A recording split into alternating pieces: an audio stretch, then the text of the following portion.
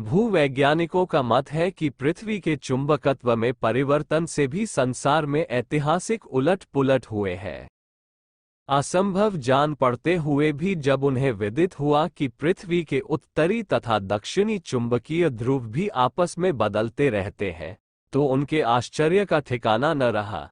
कितनी ही बार उत्तरी चुंबकीय ध्रुव दक्षिणी चुंबकीय ध्रुव में तथा दक्षिणी उत्तरी चुंबकीय ध्रुव में परिवर्तित होता रहा है। उनके साथ कितनी ही ऐतिहासिक घटनाएं भी घटी है। शोध करने वाले विशेषज्ञों का मत है कि 25,000 वर्ष पहले से आज की भूचुंबकत्व तीव्रता 50% कम है। कम होने की रफ्तार बनी रही तो अगली कुछ सदियों में महाप्रलय का सामना करना पड़ सकता है। न्यूयॉर्क स्टेट यूनिवर्सिटी के प्रो शून्य रिचर्ड यूफेन का विश्वास है कि ध्रुव परिवर्तन के समय चुंबकीय बल क्षेत्र इतना कम हो जाता है कि उस समय अंतरिक्ष में स्थित वात एलेन वेल्थ से सुरक्षा नहीं हो सकती। पृथ्वी के चुंबकीय क्षेत्र का गोलार्ध अंतरिक्ष में बहुत दूर तक फैला हुआ है। ये चुंबकीय क्षेत्र ब्रह्मांडीय घातक किरणों को परिवर्तित कर देता है। उस समय जीवधारी सौर आंधियों तथा ब्रह्मांडीय किरणों की दशा पर निर्भर रहते हैं। ध्रुव परिवर्तन से जलवायु व मौसम में भी भयंकर परिवर्तन हो जाते हैं। उसकी चरम परिणति हिमयुगों जैसे संकटों के रूप में भी हो सकती है। भूगर्भ शास्त्रियों ने अपने शोध निष्कर्षों में पाया है कि विगत कुछ दशकों से भूचुंबकत्व की तीव्रता में लगातार गिरावट आ रही है। ऐसा कहा जाने लगा कि आगामी 200 वर्षों में चुंबकीय क्षेत्र पूरी तरह समाप्त भी हो सकता है, जिससे प्रलय अथवा महाप्रलय जैसे संकट भी खड़े हो सकते हैं।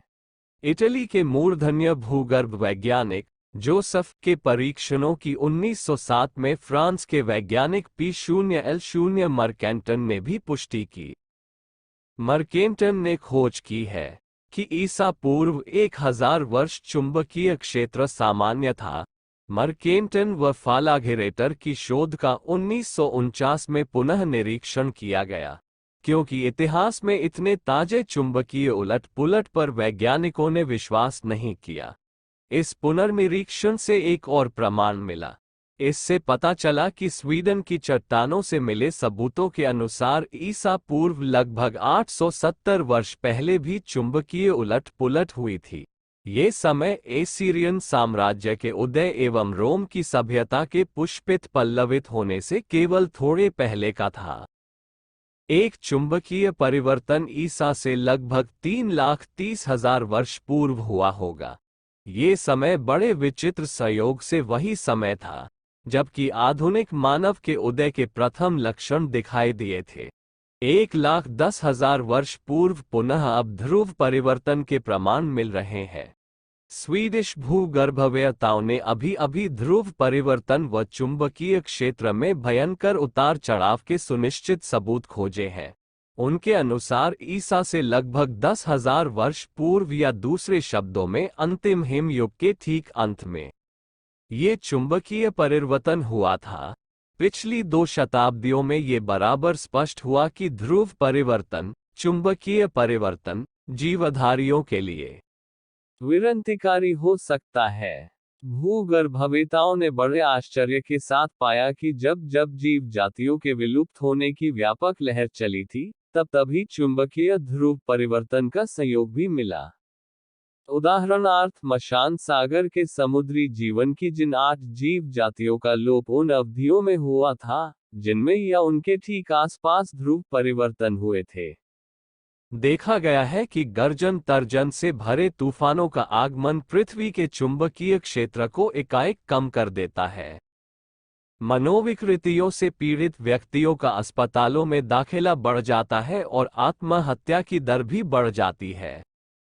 पशुओं को चुंबकीय क्षेत्र में परिवर्तन से भूमिगत चट्टानों में उत्पन्न दाब की अनुभूति के भूकंप के सन्निकट होने का पता चल जाता है। प्रयोग के तौर पर दूसरे ग्रहों पर जीवन की परिस्थितियों की समानता यहां उत्पन्न करने व उसका प्रभाव अध्ययन करने के उद्देश्य से कुछ लोगों को 10 दिन तक ऐसी प्रयोगशाला में रखा गया, जिसमें चुंबकीय प्रभाव शून्य था। कुछ समय बाद वे लोग ये बताने में असमर्थ थे कि बिजली का प्रकाश बल्ब टिमटिमा रहा है या नहीं। छोटे छोटे जीव जंतु और पशु पक्षी चुंबकीय क्षेत्र के अनुभव से ही अपनी दिशा निर्धारण करते हैं। शांत मौसम में तिलचिट्टे, मधुमक्खियां, झींगुर और बहुती मक्खियां एक विशेष दशा में ही उतर कर बैठती हैं। यदि चुंबकीय क्षेत्र की तीव्रता बदल दी जाए तो शहद के छत्ते के ऊपर मधुमक्खियों के नृत्य का दिशा दिवास भी बदला जा सकता है। डाक ले जाने वाले कबूतरों के साथ यदि अत्यंत छोटे छोटे चुंबक के टुकड़े जोड़ दिए जाएं तो ये अमित लेकर दिशाविहीन उड़ने लगते हैं और अपना रास्ता नहीं ढूंढ पाते। बहुत क्षीण चुंबकीय क्षेत्र में भी प्रायोगिक तौर पर चिड़ियाओं को रखने पर वे आलसी हो जाती है, उनकी प्रजनन सामर्थ्य कम हो जाती है, बाल झड़ जाते हैं तथा वे जल्दी ही मर जाती है। जैसा कि तथ्यों से स्पष्ट है, गत कुछ वर्षों से भूचुंबकत्व की तीव्रता में लगातार गिरावट आ रही है। कहा जाने लगा है कि चुंबकीय क्षेत्र की गिरावट में तीव्रता की इस रफ्तार से आगामी 2 सदी में मूल्यमान शून्य के आसपास पहुंच सकता है और जीवधारियों के लिए अस्तित्व संकट का खतरा पैदा सकता है। अमरीकी परमाणु ऊर्जा आयोग की अस्बुक स्थित प्रयोगशाला के वैज्ञानिकों ने ये जानने के लिए कि गौरमंडल की गतिविधियों का पृथ्वी पर क्या प्रभाव पड़ता है, विस्तृत अध्ययन किया। उन्होंने अपराधों पर दुर्घटनाओं से संबंधित 20 वर्षों के आंकड़े एक किए। 88 पृष्ठों की एक लंबी रिपोर्ट तैयार हुई। इस रिपोर्ट का सार निष्कर्ष है कि सौर क्रियाएं तथा चंद्रमा की कलाएं मानव व्यवहार तथा दुर्घटनाओं के लिए जिम्मेदार है। इन वैज्ञानिकों ने सूर्य के घूमने के कारण पृथ्वी के चुंबकीय क्षेत्र में होने वाली 27 दिन के तक को गड़बड़ी से भी दुर्घटनाओं का संबंध जोड़ा है। गहन पर्यवेक्षण के उपरांत मालूम हुआ कि इस चक्र के प्रथम 7 दिन 13, 14, 20 तथा 25 दिन अधिक दुर्घटनाएं होती है। मियामी यूनिवर्सिटी के 2 मनोवैज्ञानिकों आर्नोल्ड लीवर तथा कैकोलिन शेरिन ने अमेरिकन जर्नल ऑफ साइकेट्री में चंद्रमा की कलाओं के मनुष्य के ऊपर पड़ने वाले प्रभाव का वर्णन विस्तार से किया है। प्राप्त तथ्यों के अनुसार पूर्णिमा के 3 दिन पूर्व से हत्याओं आत्महत्याओं की घटनाओं में वृद्धि होने लगती है। पूर्णिमा के दिन वे चरम सीमा पर पहुंचती है। एक अन्य अध्ययन में पाया गया है कि 14 महीने सूर्य और चंद्रमा पृथ्वी पर सबसे अधिक गुरुत्वाकर्षण डालते हैं। उस अवसर पर अपराधों की संख्या बढ़ जाती है। अन्य ग्रहों की चुंबकीय शक्ति के थोड़े हेरफेर से पृथ्वी पर भारी विप्लव उत्पन्न हो जाता है। 1960 के बाद बंगाल की खाड़ी में 8 बार समुद्री तूफान आए, जिसके फलस्वरूप 4 लाख व्यक्ति मारे गए। सन 1967 में महाराष्ट्र का कोयना नगर भूकंप से नष्ट हो गया। 19 जनवरी 1975 को कांगला की घाटी किन्नौर में भीषण भूकंप आया। उसी वर्ष चीन में आए भूकंप से लाखों व्यक्ति मारे गए। सन 78 आंध में आगे साइक्लोन ने हजारों व्यक्तियों की जानें ही। इन सभी दुर्घटना स्थलियों का अध्ययन करने वाले वैज्ञानिकों ने पाया कि उन स्थानों पर अंतरिक्षीय रेडियो विकिरणों की बहुलता थी। इन स्थानों पर सूर्य 90 अंश तथा 180 अंश की राशि पर अवस्थित था। भौतिकविद जॉन एल्सन के अनुसार सूर्य जब इन राशियों पर होता है तो उसके सीध में पड़ने वाले भूभाग पर तूफान, भूकंप की घटनाएं घटित होती है। अमेरिका के सुप्रसिद्ध वैज्ञानिक जॉन हेनरी नेल्सन ने भी अध्ययनों द्वारा मिलता जुलता निष्कर्ष निकाला है कि पृथ्वी अपने सौर परिवार के अन्य ग्रहों से, विशेषतः शुक्र, गुरु, शनि और मंगल पर होने वाले कंपनों से प्रभावित होती है। जॉन हेनरी के अनुसार इन ग्रहों की विशिष्ट स्थितियां पृथ्वी पर चुंबकीय तूफानों की श्रृंखला उत्पन्न कर देती है और मानवीय चेतना को भी कुछ इस प्रकार प्रभावित करती हैं कि वह अनेकानेक कार्यों में अनजाने और अनचाहे ही प्रभावित होता है। सौर मंडल की गतिविधियों का अध्ययन करने वाले विशेषज्ञों का निष्कर्ष है सन 1980 के बाद सूर्य के नाभिक में होने वाले परमाणु विखंडन स्फोटों की संख्या में असामान्य रूप से वृद्धि हुई है। विस्फोटों के समय उत्सर्जित होने वाले प्रकाश कण सामान्य कणों से भिन्न, भेदक तथा घातक होते हैं। कोलोरेडो, अमेरिका की वेधशाला में पिछले दिनों सूर्य किरणों में से विस्फोट जन्य ऐसी तरंगें पकड़ी गईं, जो सामान्य अल्ट्रावायलेट किरणों से भिन्न स्तर की थीं। उनमें एक्स किरणों जैसी जीवता एवं भेदकता थी। उसके अध्ययन से वैज्ञानिकों ने निष्कर्ष निकाला कि सूर्य के जिस भाग में विस्फोट हुआ होगा, वहां का न्यूनतम तापक्रम 1 करोड़ डिग्री सेंटीग्रेड रहा होगा। इनका विकिरण प्रभाव वर्षों तक अंतरिक्ष में बना रहता है। पृथ्वी के आयनोस्फीयर में इन तरंगों के प्रवेश से जो खिड़कियां बनती है, वे घातक अंतरिक्षीय कॉस्मिक किरणों को भूमंडल के वातावरण में आने का मार्ग प्रशस्त करती हैं। इनसे महामारी फैलती है, कितने ही नए प्रकार के शारीरिक, मानसिक रोग पैदा होते हैं।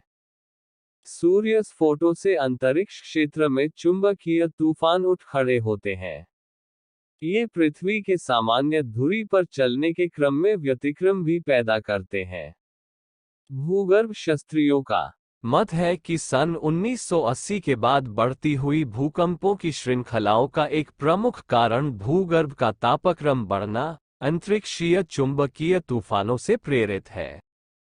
जापान, चीन, मंगोलिया, हिमालय की तलहटी, ईरान, इराक, सऊदी अरब, अमेरिका, मध्य अमेरिका, उत्तरी मध्य अफ्रीका, बांग्लादेश आदि क्षेत्रों में पिछले दशक में भयंकर तबाही मचाने वाले भूकंपों का दौर देखा गया। 26 मई 83 को जापान के उत्तरी क्षेत्र में आए भूकंप की घटना ताजी है, जहां हजारों की संख्या में लोगों के मरने तथा असंख्यों के घायल होने का अनुमान लगाया गया। भूकंप विशेषज्ञों का अनुमान है कि जितने भूकंप 1985 से 2000 के बीच आएंगे, उतने कभी एक शताब्दी में भी नहीं आए हैं। अमेरिका द्वारा भेजे गए अंतरिक्ष यानों ने शनि ग्रह के निकट से गुजरते समय वहां एक प्रलयकारी आंधी चलने का संकेत प्रेषित किया। नासा वैज्ञानिक अनुसंधान केंद्र के अनुसार शनि पर कुछ वर्षों से तेज चुंबकीय आंधियां चल रही हैं। उनकी क्षमता का अनुमान इस बात से लगाया जा सकता है कि 64,000 किलोमीटर क्षेत्र में फैली वे तीव्र तूफानी तरंगें पृथ्वी को 1.5 से भी अधिक बार लपेट लेने तथा उसे तोड़ मरोड़ कर महाप्रलयसी परिस्थितियां पैदा कर सकने में समर्थ है। उनका मत है कि शनि ग्रह का बढ़ता असंतुलन प्रकृति विपदाओं का कारण बन रहा है। सूर्य स्फोटों का अपनी पृथ्वी पर प्रभाव। पिछले दिनों अंतरिक्ष में 3 प्रक्रियाएं ऐसी उभरी थी जो घटना की दृष्टि से दूरवर्ती होने के कारण सामान्य कही जा सकती है, किंतु उनकी परोक्ष प्रतिक्रिया ऐसी है जिससे जनजीवन के बुरी तरह प्रभावित होने की आशंका है। इनमें एक है इन्हीं दिनों सूर्य पर उभरने वाले स्फोट, कलंक। दूसरा कई ग्रहों के एक पंक्ति में जा पहुंचने के कारण उत्पन्न हुआ युति असंतुलन। तीसरा है असाधारण विशेषताओं वाला ग्रहण चक्र। सर्वविदित है कि पृथ्वी की जलवायु का नियंत्रण सूर्य द्वारा होता है, इसलिए इन सौर कलंकों का भी पृथ्वी के जीवन पर गंभीर प्रभाव पड़ता है।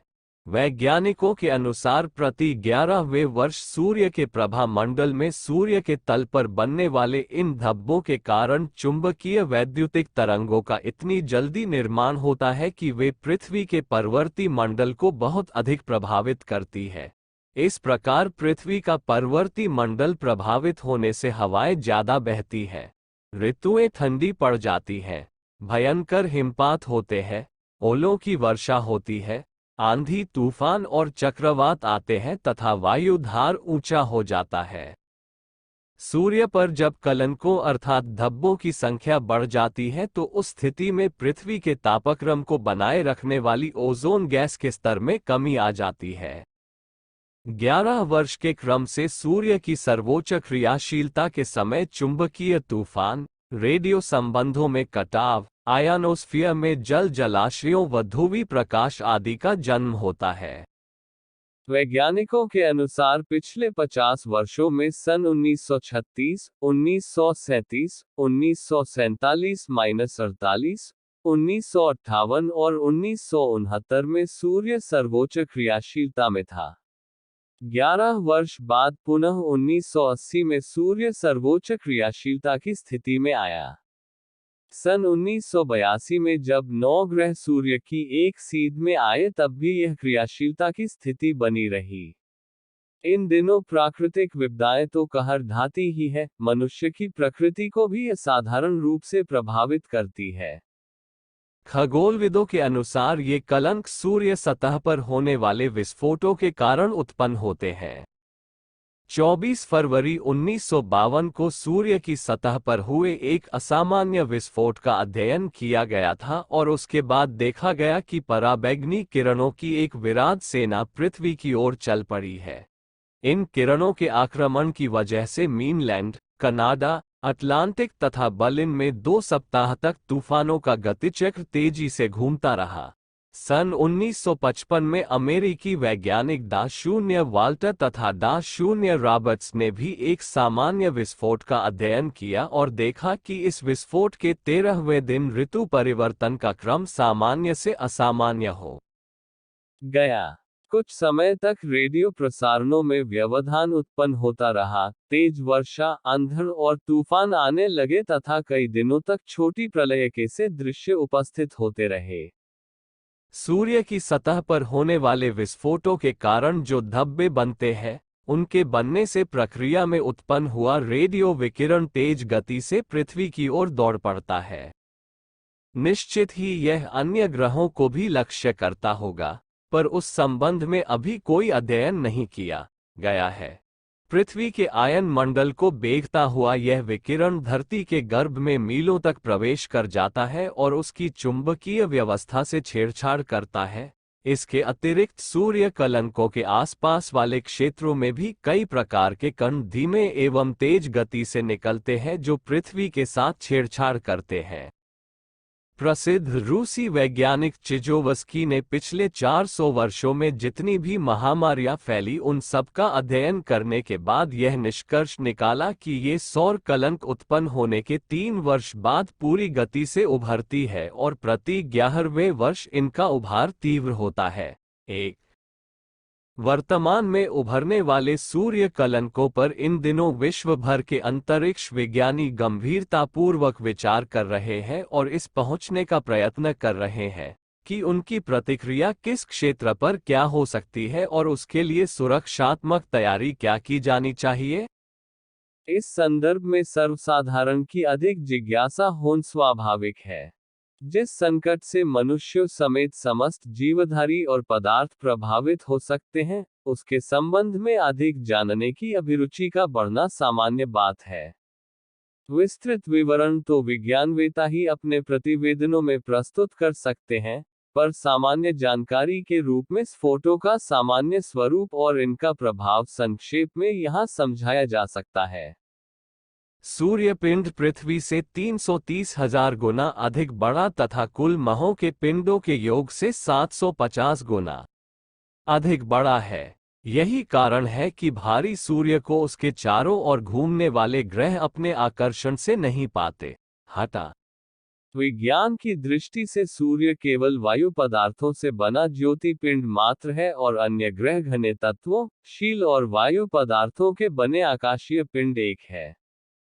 सूर्य पर जितनी गर्मी है, उस गर्मी के अनुपात में अन्य ग्रहों का तापमान और दबाव अत्यंत कम है और उसी कारण ग्रहों के द्रव्य या तो स्थायी रूप से प्राप्त हर परमाणुओं की या उनके घटकों की संरचना वाले ग्रहों पर भौतिक प्रक्रियाएं और रासायनिक संयोजन चलते रहते हैं। सूर्य में परमाणुओं के आंशिक घटकों की एवं राशियों की टूट फूट अथवा अति उष्ण तापमान पर सिद्ध हो सके। सूर्य के भीतर प्रबल वायु सघनता अन्य ग्रहों की भारी धातुओं से भी अधिक सघन होती है। इसका कारण उन ग्रहों की पारमाणविक संरचना है। सूर्य के अंतराल में परमाणु अपने स्थायित्व को बनाए नहीं रख सकते। प्रंच गर्मी व दबाव के कारण टूट जाते हैं। सूर्य की ऊपरी सतह का द्रव्य पृथ्वी की हवा के समान पतला है, पर सूर्य के भीतर यही द्रव्य उत्तरोत्तर गाढ़ा होता जाता है। सूर्य त्रिज्या के आधे भाग पर आए हुए द्रव्य का घनत्व पानी जितना गाढ़ापन बताते हैं, पर सूर्य के केंद्र भाग में आए हुए द्रव्य का घनत्व पानी के घनत्व से 75 गुना अधिक होता है। सूर्य के पदार्थों का घनत्व शीशे के घनत्व से 19 गुना और पृथ्वी की सर्वाधिक भारी धातु ओसापियम के घनत्व से लगभग 4 गुना अधिक होता है। सूर्य के केंद्र भाग पर हवा का दबाव पृथ्वी के वायु दबाव से 100 अरब गुना अधिक है। इसे यूं भी कहा जा सकता है कि ये दबाव प्रति वर्ग सेंटीमीटर 8 करोड़ टन है। इसके अतिरिक्त सूर्य के गर्भ में जो प्रकाश का दबाव होता है, वह दबाव 20 लाख टन वर्ग सेंटीमीटर भी होता। सूर्य कलंक है क्या, और उनसे पृथ्वी का किस तरह संबंध है? सूर्य से पृथ्वी में जो प्रकाश कण कराते हैं, उसकी गति से पता चलता है कि उनकी पहुंच सूर्य में 18 से 24 घंटे पूर्व सूर्य में हुई किसी विस्फोट प्रज्वलन से होता है। सौर टेलीस्कोपों से अध्ययन करने पर पता चलता है कि प्रकाश की एक छोटी सी चमकदार बगोली सी उठती है। ये किसी काले धब्बे जैसे स्थान से उठती है और कुछ ही क्षणों में विरा आकार अर्थात लाखों मील व्यास का रूप धारण कर लेती है। उसमें असाधारण दिव्यता परिलक्षित होती है, मानो आकाश में फुलझड़ियां छूट रही हो। यह आधा घंटे के लगभग ही जीवन धारण करने के बाद ही अदृश्य हो जाता है, पर इतनी ही देर में एक्स किरणों, इंफ्रारेड, अल्ट्रावायलेट तथा ब्रह्मांड किरणों की असीम मात्रा फेंक जाता है।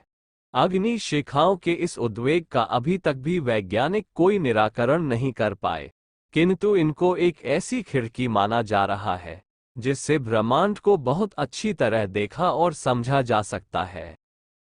सूर्य स्फोटों के समय के विकिरण का विस्तृत अध्ययन करने के बाद पता चला है कि उस समय उत्सर्जित प्रकाश कण सामान्य प्रकाश कणों से भिन्न और बेधक होते हैं। उदाहरणार्थ, एक बार क्लाइमैक्स पर्वत कोलोरेडो, अमेरिका स्थित वेधशाला की सूचना पर कॉलोनियल अमेरिकी जहाज ने जो तरंगे पकड़ी, वह सामान्य पराबैंगनी अल्ट्रावायलेट न होकर एक्स किरणें थी, और वह भी इतनी तीव्र थी कि उनका विस्फोट जहां हुआ होगा वहां का तापमान न्यूनतम 1 करोड़ अंश सेंटीग्रेड रहा होगा। सभी जानते हैं कि एक्स किरणों में अंतःस्थिति के भी फोटो निकाल देने की क्षमता होती है। सूर्य पर होने वाली परमाणु विखंडन की प्रक्रिया से जो कॉस्मिक प्रतिक्रिया उत्पन्न हुई, वह पृथ्वी पर भी अपने सूक्ष्म प्रभाव छोड़ती है। वैज्ञानिक यंत्रों की पकड़ में केवल उनका स्थूल स्वरूप ही है, पर वह भी कम चौंकाने वाला नहीं होता है। उदाहरण के लिए, जुलाई 1959 में सूरज पर देखे जाने वाले धब्बों के एक बड़े समूह वाले क्षेत्र क्रोमोस्फीयर की विशाल चमक देखी गई। उसी समय पृथ्वी पर रेडियो संबंधों में शिथिलता अंकित की गई तथा 15-16 जुलाई के मध्य यूरोप और अमेरिका के बीच रेडियो संबंध समाप्त हो गया। टेलीग्राफ के संबंध भी टूट गए और दूसरे भूभौतिकीय संबंध भी समाप्त हो गए। फिर वायुमंडल की गहरी परतों में 60-70 किलोमीटर की ऊंचाई पर परमाणु विकिरण ने प्रवेश किया, जिसके कारण आयोनाइजेशन में अनियमितताएं तथा ह्रस्व तरंगों की कर्ण गोचरता में कटाव पैदा हो गया। लगभग प्रकाश की गति से दौड़ती हुई कॉस्मिक रश्मियों के, जो सूर्य में होने वाली विशाल विस्फोटों की उपज थी, निरंतर होने वाले कॉस्मिक रेडिएशन में परिवर्तन कर दिया। सूर्य से पृथ्वी तक आने वाली पदार्थ कणों की धाराएं पृथ्वी के चुंबकीय क्षेत्र में परिवर्तन करती रहती है, क्योंकि उस समय चुंबकीय आंधियां आने लगती हैं।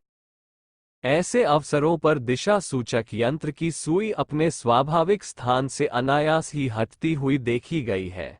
इन चुंबकीय आंधियों के प्रभाव के कारण पृथ्वी और धातु पदार्थों पर, विशेष तारों पर, जिन विद्युत धाराओं का प्रवाह रहता है, वे मनमाने ढंग से बदलती रहती है और इतनी अधिक तीव्र हो जाती है कि टेलीग्राफ, टेलीफोन के काम में बाधाएं खड़ी कर देती है।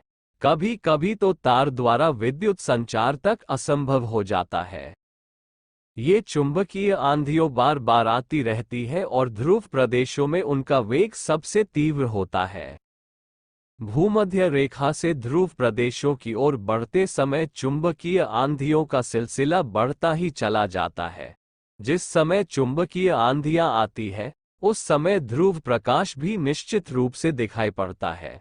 उदाहरण के लिए सन 1938 के जनवरी माह में जब एक बार अत्यंत तीव्र ध्रुव प्रकाश चमका था जो क्रीमिया और अफ्रीका तक दिखाई दिया, उस समय एक बहुत तेज चुंबकीय आंधी भी उठी थी जिसने करीब करीब पूरी पृथ्वी को अपनी लपेट में ले लिया था। चुंबकीय आंधियों के आने और ध्रुव प्रकाश के उत्पन्न होने का एक कारण है और है वह पृथ्वी के वायुमंडल पर सौर कणों की तीव्रतर वर्षा। स्मरणीय है, सूर्य अपनी किरणों के माध्यम से जो कण उत्सर्जित करता है वह वास्तव में विद्युत धारा होती है, अर्थात सूर्य रश्मियों के माध्यम से पृथ्वी के प्रत्येक प्राणी का सूर्य के साथ विद्युतीय संपर्क रहता है। इस संबंध में किए गए कई प्रयोगों से यह बात सिद्ध हो चुकी है कि सूर्य द्वारा उत्सर्जित कणों की धारा, जो वास्तव में एक विद्युत धारा होती है, अपने चारों ओर की खाली जगह में चुंबकीय क्षेत्र पैदा करती है। यह क्षेत्र पृथ्वी के चुंबकीय क्षेत्र पर ऊपर से जाता है, परिणामस्वरूप चुंबकीय आंधी पैदा हो जाती है। सूर्यस्फोटों का गतिचक्र प्रायः 11 वर्ष 1 महीने एवं 22 वर्ष 2 महीने में लौट लौट कर वापस आता रहता है। फलस्वरूप उसी क्रम से कितनी ही उलट पुलट धरती के वातावरण में भी होती रहती है। ये गति चक्र अन्य प्राणियों में एवं वृक्षों में भी पाया जाता है। सालमन मछली पर हर 9.5 वर्ष ऐसा उन्माद बढ़ता है कि वह मछुओं के जाल में दौड़ दौड़ कर कूदती है और बेमौत मरती है। कुछ पेड़ों की छाल भी ऐसी ही नियत अवधि पर साधारण की अपेक्षा अधिक मोटी होती देखी गई है। पृथ्वी का जीवन सौर मंडल के परिवर्तनों से आबद्ध है। इस तथ्य को अति प्राचीन काल से स्वीकारा गया है। मिस्र में सिंचाई के समय एक त्योहार मनाया जाता है। यह उस दिन मनाया जाता है जिस दिन जुलाई माह में नील नदी में एकाएक बाढ़ आ जाती है। लंबे समय तक के अध्ययन के बाद ये पाया गया कि बाढ़ ठीक उसी दिन आती है जिस दिन सूर्योदय के ठीक समय लुब्धक तारा दिखाई देता है। इसका अर्थ ये हुआ, नील नदी का परिवर्तन किसी न किसी रूप में लुब्धक के जीवन से जुड़ा हुआ है। न केवल व्यक्तिगत वरन समष्टिगत मानव समाज की प्रवृत्तियों पर भी इन अंतर्ग्रही परिवर्तनों का प्रभाव पड़ता है। 18वीं शताब्दी से अब तक के विश्व इतिहास की गवेषणाओं से ये तथ्य स्पष्ट होता है कि महत्वपूर्ण ऐतिहासिक क्रांतियां, रक्तपात, हिंसक उपद्रव आदि घटनाएं सौर कलंक के वर्षों में हुई है। सन 1789 में फ्रांस की प्रसिद्ध ऐतिहासिक क्रांति हुई जिसमें न केवल फ्रांस ने वरन पूरे विश्व समाज ने ही एक नए दौर में प्रवेश किया। इसी प्रकार ट्रैफलगर और वॉटरलू की भयंकर लड़ाइयां इन सूर्य कलकों के परम वर्षों में हुई। सन 1857 में जब भारत का प्रथम स्वाधीनता संग्राम लड़ा गया, तब भी सौर कलंक अपने परम वर्षों थे। इसके बाद अमेरिका में चला गृह युद्ध भी उस समय अपने पूरे उभार पर था, जब सौर कलंक परम वर्षा भयंकर सन 1904-5 में जब रूस और जापान के बीच लड़ाई लड़ी गई। प्रथम विश्व युद्ध भी 1914-15 सन में आरंभ हुआ, जबकि सूर्य अपने कलंक के परम वर्षों में थे। सन 1947 में भारत की स्वतंत्रता प्राप्ति हुई। इसके पूर्व दूसरा विश्व युद्ध लड़ा ही जा चुका था। चीन में भी इन्हीं दिनों कम्युनिस्ट क्रांति हुई। सन 1947 के बाद सूर्य कलंक के 2 परम वर्ष क्रमशः 1958 और 1969 गुजर चुके हैं। उसके उपरांत वर्तमान में हम पुनः सौर सक्रियता की अवधि से गुजर रहे हैं। अभी पिछले दिनों चीन और वियतनाम के बीच घमासान लड़ाई होकर चुकी है। ईरान में भी भयंकर क्रांति हुई है। अभी भी वहां स्थिति सुधरी नहीं है, स्थिति तनावपूर्ण है। रक्तपात और हिंसक घटनाओं के दौर जारी है। अफगानिस्तान में रक्त की नदियां बह रही है। विश्व के और भी कई दूसरे देशों में तनाव पैदा हो रहे हैं। उनकी आंतरिक और बाह्य स्थिति बेहद उलझी हुई है। विश्व पुनः संकटपूर्ण स्थिति में है। न्यूयॉर्क के मूर्धन्य खगोलवेत्ता डा. बेकर ने बताया कि तीव्र सौर क्रिया के दिनों में मानसिक रोगियों की संख्या में असाधारण रूप से वृद्धि होती है। ज्योतिषियों के निष्कर्ष भारतीय ज्योतिष खगोलीय तथा फलित दोनों ही पद्धतियां सूर्य मंडल में होने वाले विस्फोटों का स्वरूप, कारण तथा पृथ्वी के चराचर पर उससे होने वाले प्रभाव पर विस्तृत वर्णन मिलता है। महर्षि गर्ग, पाराशर, देवल, कश्यप, नारद तथा वशिष्ठ आदि ने इन विस्फोटों के बारे में पर्याप्त अनुसंधान किया है। इस पद्धति से विचार कर वर्तमान ज्योतिर्विद जो निष्कर्ष निकाल रहे हैं, उसके अनुसार सूर्य कलंकों का प्रभाव अनेक वर्षों तक रहेगा। इस प्रभाव के कारण भारत, अफगानिस्तान, पाकिस्तान, कश्मीर, चीन तथा मध्य पूर्व के देश विशेष रूप से प्रभावित होंगे। दुर्भिक्ष, सूखा, युद्धोन्माद बढ़ने, रोग, बाढ़, तूफान, भूकंप आदि दैवीय आपदाओं से जन धन को क्षति होने की भी संभावना है। विश्व विख्यात अदृश्यदर्शी प्रो-शून्य कीरो ने पृथ्वी पर विद्यमान जीवन और उसके ग्रह नक्षत्रों के संबंध पर प्रकाश डालते हुए लिखा है, हमारी पृथ्वी पर जो ये जीवन का प्रवाह दिखने में आता है, इसका नियंत्रण सूर्य ग्रहों और राशि चक्र द्वारा होता है। पृथ्वी पर ऋतुओं का परिवर्तन और विभिन्न देशों के जलवायु का बदल जाना मुख्यतः पृथ्वी की धुरी में अंतर पड़ जाने से होता है। इस अंतर के कारण सूर्य एक राशि से दूसरी राशि में जाता दिखाई पड़ता है। एक राशि से दूसरी राशि में जाने का समय 215 वर्ष है और 12 राशियों में 2580 वर्षों में यह पूरा चक्र लगाता है। 215 वर्ष में पृथ्वी की धुरी में जो अंतर पड़ता है, उसके कारण सूर्य एक राशि से दूसरी राशि में पहुंच जाता है। इस संक्रमण के समय पृथ्वी पर भूकंप, तूफान, आंधियों, चक्रवात, जल प्रलय आदि की अधिकता हो जाती है, क्योंकि पृथ्वी के भीतरी स्तर जब एक स्थिति से दूसरी में बदलते हैं, तो उनमें काफी टूट फूट और उथल पुथल होती है। ज्योतिर्विज्ञान की गणना से यह राशि चक्र का परिवर्तन सन 1762 में हुआ था। उस समय सूर्य मीन राशि से हटकर कुंभ राशि में आया था। परिणामस्वरूप उन दिनों संसार में बड़ी बड़ी क्रांतियां, उथल पुथल तथा महत्वपूर्ण ऐतिहासिक परिवर्तनों का सूत्रपात हुआ था। उन्हीं दिनों एक नए राष्ट्र अमेरिका का भी उदय हुआ, जो संसार की राजनीति में दिनों दिन प्रमुख पद ग्रहण करता जाता है। उसी समय फ्रांस भी राज्य क्रांति की ओर बढ़ा, जिसने राजतंत्र को एक तरह से बीते हुए युग की बात ही सिद्ध कर दिया। कुंभ राशि में पूरी तरह अवस्थित हुए सूर्य को 165 वर्ष व्यतीत हुए। कीरो ने ये लेख 1972 में लिखा था और 60-70 वर्ष बाद पुनः संक्रमण होने वाला है। इस संक्रमण काल में 1987 से 1997 तक बहुत अधिक सामाजिक, राजनैतिक और प्राकृतिक परिवर्तन होंगे। इस अवधि में विश्व के कई देशों में भूकंप आएंगे। ऐसे देश भी इन भूकंपों के शिकार होंगे जो अब तक इनसे बचे हुए थे, जो ज्वालामुखी शांत थे, वे फिर फूट पड़ेंगे। पृथ्वी पर समुद्री वात तथा तूफानों का जोर बढ़ जाएगा। आगामी वर्षों में ऐसे गंभीर प्राकृतिक परिवर्तन होने की भी संभावना है, जिससे वर्तमान नक्शे में काफी उलटफेर हो जाए और जो देश आज पिछड़े तथा दबे हुए पड़े हैं, वे ही प्रमुख पदों पर पहुंच जाएं। कोरो ने भी गोरी जातियों के विनाश तथा भौतिक सभ्यता के अंत के साथ एक नई सभ्यता और नए धर्म के आने की बात को ग्रह गणितीय सत्य मानते हुए लिखा है।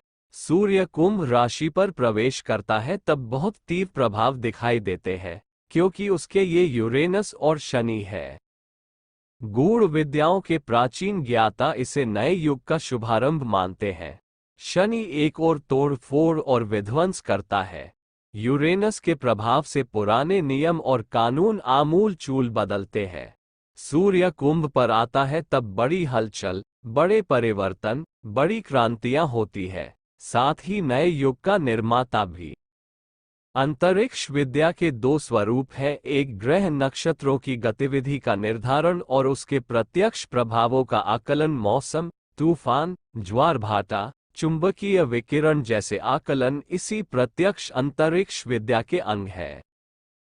परोक्ष खगोल विद्या वह है जिसमें ग्रह नक्षत्रों के विकिरण का मनुष्यों के व्यक्तित्वों और भविष्य पर पड़ने वाले प्रभाव का पता लगाया जाता है। यहाँ का गतिचक्र के वातावरण पर प्रभाव पड़ता है और प्राणियों की मनोदशा तथा गतिविधियों पर उसका दबाव अनुभव किया जाता है। अंतरिक्ष के प्रत्यक्ष निर्धारण को एस्ट्रोनॉमी और परोक्ष आकलन को एस्ट्रोलॉजी कहते हैं। इन दोनों प्रसंगों पर बहुत समय से उहापोह होता रहा है और प्रतिपादन तथा मतभेद का क्रम चलता रहा है। फिर भी दोनों का अपना अपना पक्ष है। कटु आलोचना और विरोध भर्त्सना का प्रसंग वहां खड़ा होता है, जहां तीर तुक्का मिलाने वाले ज्योतिषी अनजान होते हुए भी उस विज्ञान का आवरण ओढ़कर लोगों को डराते और पूजा पाठ के नाम पर जेब काटते हैं।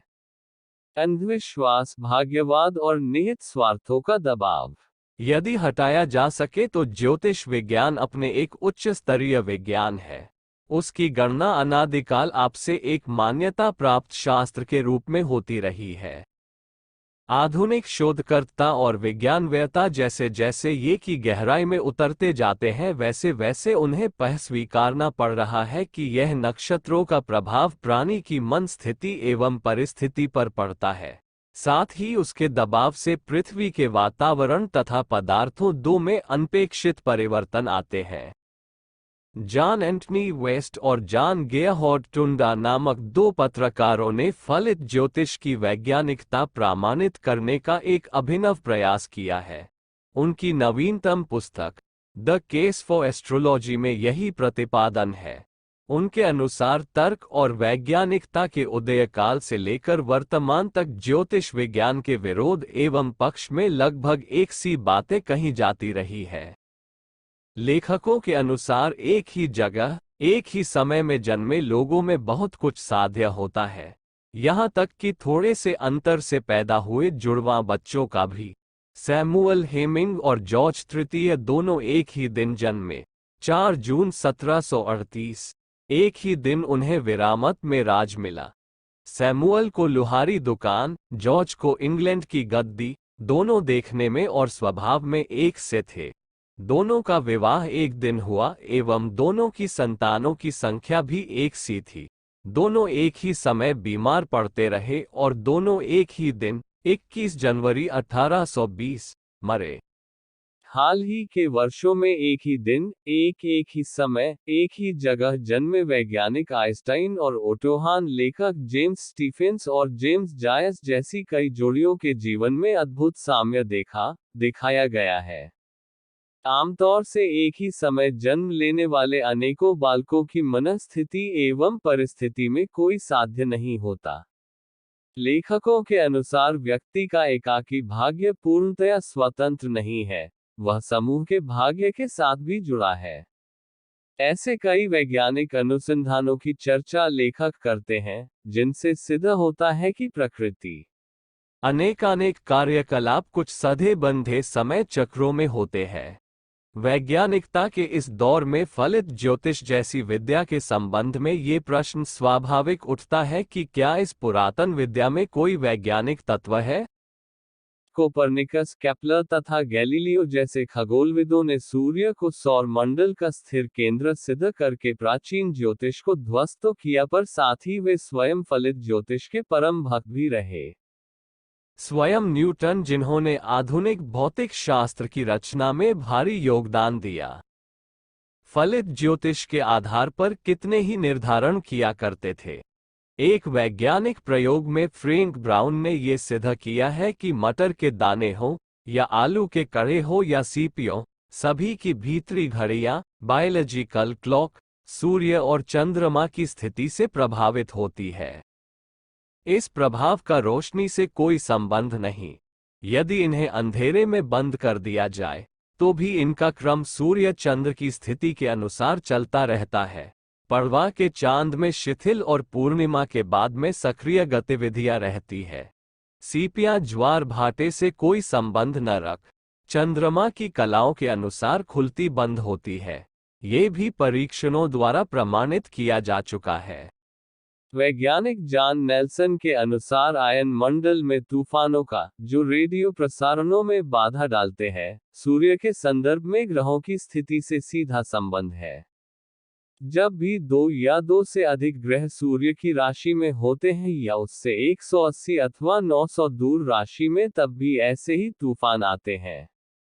जब भी बहुत से ग्रह सूर्य की राशि से 60 डिग्री या 120 की दूरी पर होते हैं, अयन मंडल शांत रहता है।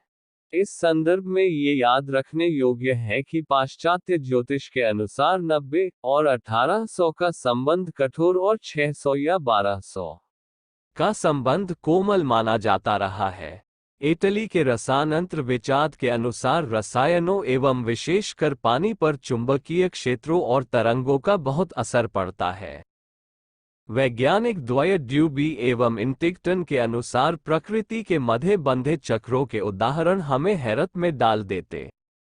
प्रति 9-6 वर्ष बाद सालमन मछली बड़े पैमानों पर जाल में फंसती है।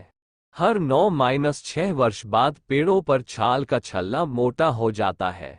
सूर्य के धब्बों के भड़कने का 11-1 एवं 22-2 वर्ष का चक्र है और इस चक्र का सृष्टि के कई व्यापारों के चक्र से सीधा संबंध है।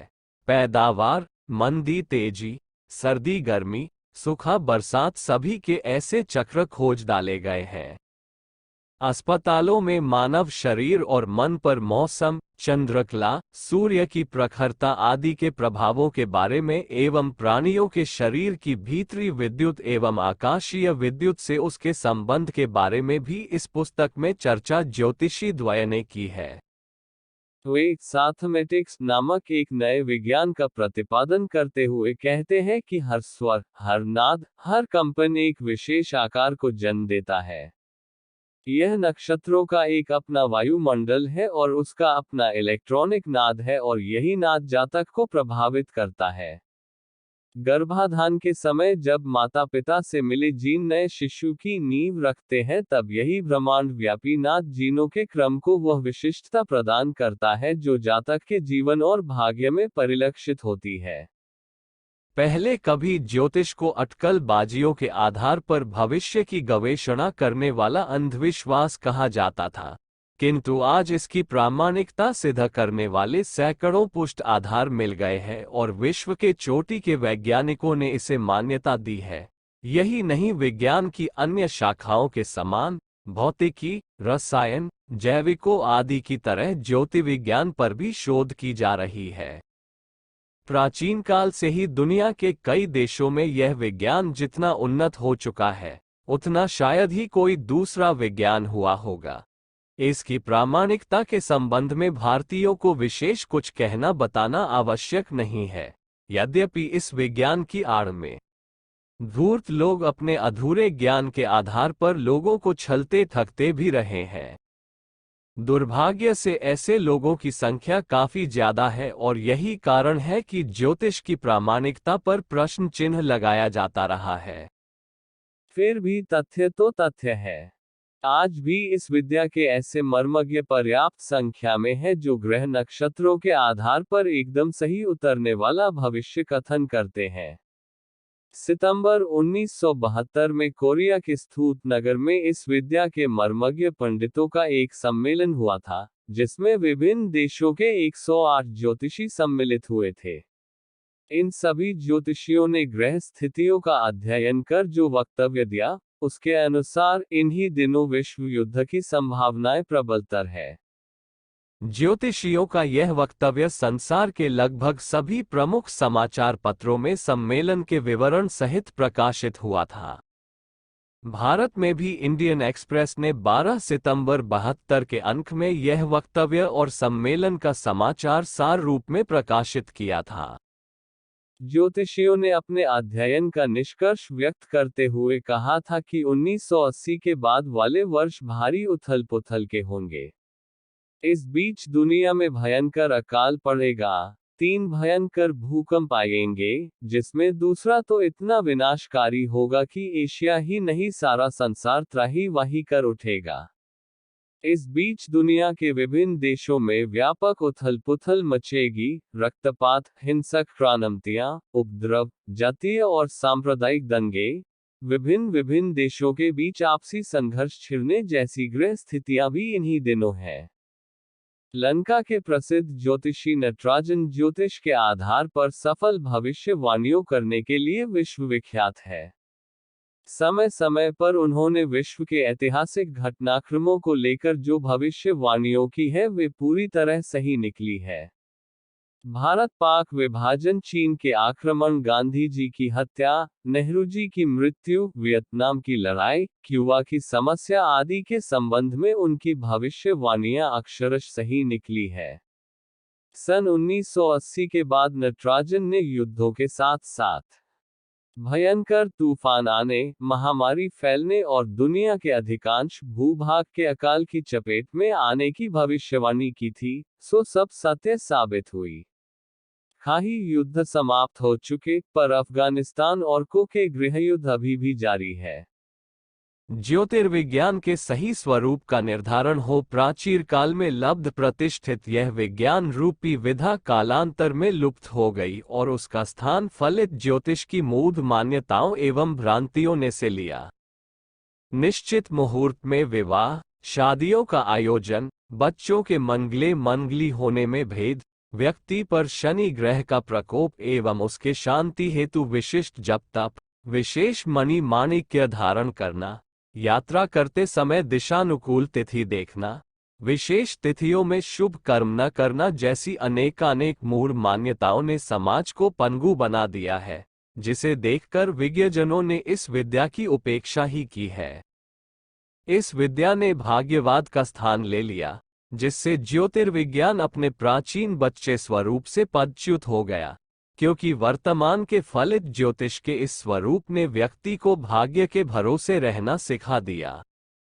पुरातन काल में ज्योतिर्विज्ञान में सत्यता के समावेश के लिए ही गणितीय आकलन को स्थान दिया गया था। यही कारण था कि ज्योतिषशास्त्र के नाम पर भाग्य फल बताने वाले आज जैसे पोंगापंथियों के लिए उसमें कोई प्रावधान नहीं था। सभी शोधार्थी वैज्ञानिक थे। दिल्ली, जयपुर, बनारस जैसे भारत के प्रमुख शहरों में ऐसी वेधशालाओं की स्थापना हुई, जिसने अंतर्ग्रहीय स्थिति एवं विभागों को देखा एवं समझा जा सके। विशेषज्ञों के सहयोग से सूर्य पंचांग बनवाए गए। पृथ्वी का आकार विभिन्न आयामों कोणों से देखने के लिए उनके द्वारा कई प्रकार के चक्र विनिर्मित कराए गए। ज्योतिर्विज्ञान, खगोल विज्ञान कितना बड़ा चढ़ा इसका प्रमाण इस बात से मिलता है कि 1800 ईस्वी के बीच उपरोक्त विषयों से संबंधित 1200 से लगभग 10,000 पुस्तकें संस्कृत, अरबी, फारसी आदि भाषाओं में लिखी गई। मौलिक पुस्तकें ही नहीं, पुरातन ग्रंथों की टीका में तथा अनुवाद के कार्य में भी तात्कालिक विद्वान गहरी अभिरुचि रखते थे। ज्योतिर्विज्ञान का एक और पक्ष है अंतर्ग्रही प्रभावों में हेर फेर कर सकने की क्षमता का जन शक्ति द्वारा उपार्जन। चेतना की शक्ति का तत्वज्ञान जिन्हें विदित है, ये भी समझते हैं कि जड़ पर नियमन करने की सामर्थ्य भी उसे प्राप्त है। शरीर के बहुमूल्य यंत्र को प्राण की चेतना ही चलाती है और जीवित रखती है। रेल, मोटर, जहाज, स्वसंचालित यंत्र, उपग्रह आदि चलते भले स्वयं हो, पर उनका संचालन विचारशील मनुष्य ही करते हैं। यंत्रों में प्रचंड शक्ति विद्यमान तो है, पर वे मात्र अपनी धुरी पर ही परिभ्रमण कर सकते हैं। यंत्र को दिशा देनी हो अथवा उलट पुलट करनी हो तो उसमें चेतना को ही अपना पुरुषार्थ प्रकट करना होगा। ठीक इसी प्रकार अंतर्ग्रही प्रवाहों में सामर्थ्यानुसार चेतना द्वारा अतिरिक्त अभीष्ट परिवर्तन लाया जाना संभव है। इसके लिए मनुष्य की प्रचंड चेतना शक्ति को नियोजित करना होगा। अंतर्ग्रही शक्तियों की विशालता और प्रचंडता अद्भुत और कल्पनातीत है। इतने पर भी ये तथ्य समझा जाना चाहिए कि चेतना की प्राण शक्ति का प्रभाव उस प्रवाह में सारे अभीष्ट परिवर्तन उत्पन्न कर सकता है। ऐसे परिवर्तन जो पृथ्वी के प्राणियों के लिए आसन अविज्ञात कठिनाइयों को रोकने और अदृश्य अनुदानों को बढ़ाने में समर्थ हो सके। ग्रह विज्ञान की पूर्णता इसी में है कि वह स्थिति की जानकारी तक सीमित न रहकर अभीष्ट हेरफेर कर सकने की सामर्थ्य वाला भी हो। ज्योतिर्विज्ञान न केवल ग्रह नक्षत्रों की स्थिति से अवगत कराता है, वरन सूक्ष्म जगत में उनके अदृश्य प्रभावों प्रवाहों के अनुकूलन का भी प्रबंध करता है।